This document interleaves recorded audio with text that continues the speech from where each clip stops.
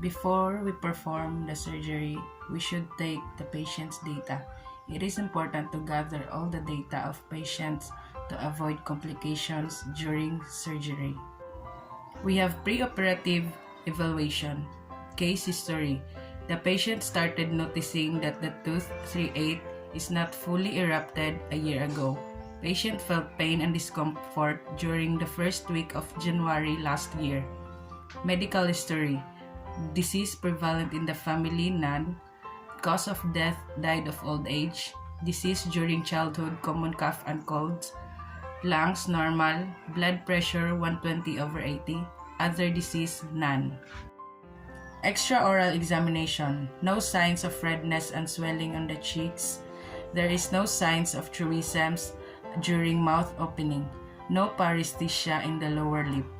Intraoral examination. There is adequate access upon opening of the mouth. No signs of pericoronitis. Adjacent teeth 3-6 and 3-7 are present and vital.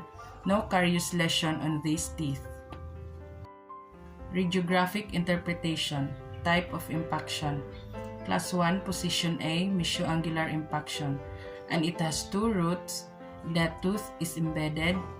Radiolucency is seen on the middle third of the distal root. Winter's line. It indicates the amount of bone that has to be removed before elevation. White line corresponds to occlusal plane. Amber line represents the bone level. Red line represents the depth of the tooth in the bone and the difficulty encountered in removing the tooth. The diagnosis of this case is Class 1, Position A, mesioangular impaction. Before the surgery, we should let the patient sleep early, few days before the surgery. No alcohol intake few days before the surgery. Advise patient a proper diet and water intake a week before the surgery. Let patient take co-amoxiclav 500 mg tablet twice a day for 3 days before the surgery, and tranexamic acid or Hemostan 500 mg capsule 24 hours before the surgery. The following are the instruments used for impacted case surgery. The basic instruments: mouth mirror, explorer, cotton pliers, and periodontal probe. For soft tissue retractors, we have Minnesota retractor and gum separator. For hard tissue instruments, bone file, bone ronger, surgical burrs, high-speed handpiece, and periapical curette. For elevators, we have elevator 301, Cryer elevator, periosteel elevator, Selden periosteel elevator. And forceps, we have extracting forceps number 44.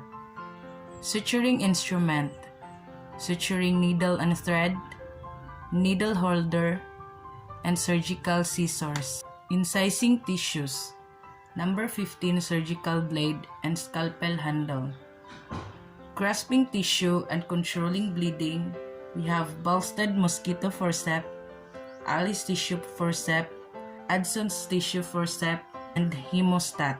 Miscellaneous: scrub suit, mask, head cap, sterile gloves, topical anesthesia, dental syringe needle, anesthetic solution, aspirating syringe, bib, oral betadine, mouth prop, suction tube, saliva ejector, normal saline solution, cotton gauze, cotton rolls, cotton balls, distilled water, disposable syringe for irrigation, and cup for water. Pre-procedure preparation. Let the patient gargle oral betadine solution, cleaning solution, NSS or alcohol used on skin to remove residual soap solution. Drape the patient. Surgical procedure. Before administering anesthesia, we have to dry the mucosa and apply topical anesthesia on the site of surgery, and then administer local anesthesia using mandibular nerve block technique or GO gates. Nerves and areas anesthetized. All mandibular nerve and its subdivisions, including the inferior alveolar nerve, lingual vaccinator, mylohyoid, and auriculotemporal nerve. All mandibular hard and soft tissue to the midline, including the floor of the mouth and anterior two-thirds of the tongue, the lingual soft tissue and periosteum, the posterior portion of the cheek, the temporal region, and a portion of the external ear. The anatomical landmarks: anterior border of the ramus, tendon of temporal muscle, corner of the mouth, intertracheal notch of the ear, and external ear. Needle pathway during insertion. The patient's mouth is wide open and the needle is inserted at a point lateral to the pterygomandibular depression but medial to the temporal tendon on a plane from the corner of the mouth to the intertracheal notch. Approximating structures when needle is in position. When the needle is in its final position, it should be just inferior to the condyle itself and inferior to the attachment of the lateral pterygoid muscle. Supine position is the position of the patient during the surgery. Operator is positioned to the right and slightly in front of the patient. Patients keep mouth widely open and remains in that position until injection is completed. This position moves the condyle anteriorly, thus facilitating the injection. An imaginary line is drawn from the corner of the mouth to the intertracheal notch of the ear. The anterior border of the ramus is palpated and the tendon of the temporal muscle is identified. Operator visually aligns the intraoral and extraoral landmarks and the needle is introduced though the mucosa just medial to the temporal tendon and directed toward the target area on a line extending from the corner of the mouth to the intertracheal notch. The degree of divergence of the external ear to the head is used as a guide to the lateral flare of the ramus. Needle insertion should parallel the degree of flare of the ear. The needle should be advanced until the fovea region of the condylar neck is contracted. Depth of insertion should not exceed 25 to 27 mm. If bone contact is not established, the needle should be withdrawn slightly and redirected after checking landmarks. The entire contents of the dental cartridges should be injected only after establishing proper needle placement. After withdrawing the needle, the patient is to keep the mouth open for 20 to 30 seconds. Allow adequate bathing of the nerve trunk that has been straightened by opening the mouth. Because of the large diameter of the nerve trunk and distance from injection site, onset of anesthesia will occur in 5 to 7 minutes. A wave-like pattern of anesthesia starts in the ramus and progress steadily forward to include the molars, premolars, and the anterior teeth in sequence. Adequacy of anesthesia may be demonstrated by a tingling and numbness in the areas innervated by the mandibular nerve and its subdivision, as well as by the absence of pain on instrumentation. Incision flap design. Incision should be away from the surgical site, should not be on vital structure, should be in full thickness, and it should be perpendicular to tissue, and it should not be made over a bony eminence. Corners of the flap should be rounded. The base of the flap should be wider than the free margin. Burr technique. Buccal and distal bone removal is performed down to the cervical line of the impaction.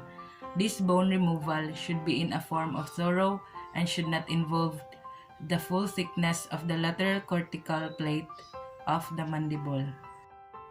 Only enough buccal cortical bone should be removed as is needed for access, for elevating, sectioning, and purchase point placement.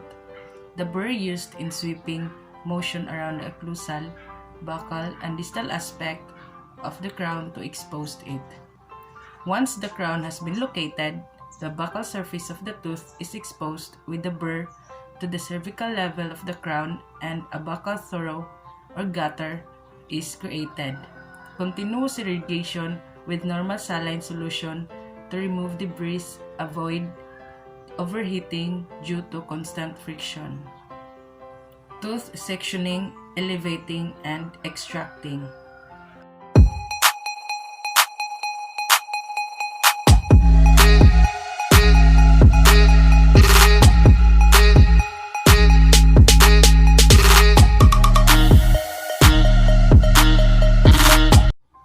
Debridement of wound. Using a periapical curette, socket is thoroughly debrided. The sharp bony margin are most smoothened using ronger or bone file. Socket is thoroughly irrigated with oral betadine with saline solution. Control bleeding before suturing. Closing and suturing. Using a black silk suturing thread and soak it in oral betadine and suturing needle, initial wound closure is achieved by placing first suture just distal to the second molar. Sufficient number of sutures is done to get a proper closure. Sutures should not be excessively tight. The patient is then made to keep firm the pressure on the gauze padding placed in the mouth. Post-operative after surgery. The patient should take Silocoxib 200 mg capsule after surgery before the anesthetic effect of local anesthesia wears off. Avoid gargling, smoking, and drinking with straws since this can dislodge the newly formed blood clot. Pressure pack must be placed after 1 hour. Do not change them. The bleeding is not being controlled. If active bleeding persists after 1 hour, place enough new gauze to obtain pressure over the surgical site for another 30 to 60 minutes. Cold pack or ice bag wrapped in a towel and applied firmly to face or cheek adjacent to the surgical site. Soft diet for 2 days. Resume taking co-amoxiclav 625 mg tablet twice a day for 1 week. Keeping your mouth clean after surgery is essential. Be mindful in brushing your teeth, especially near the extraction site. Careful not to brush too hard. Avoid strenuous activities for the next 48 hours.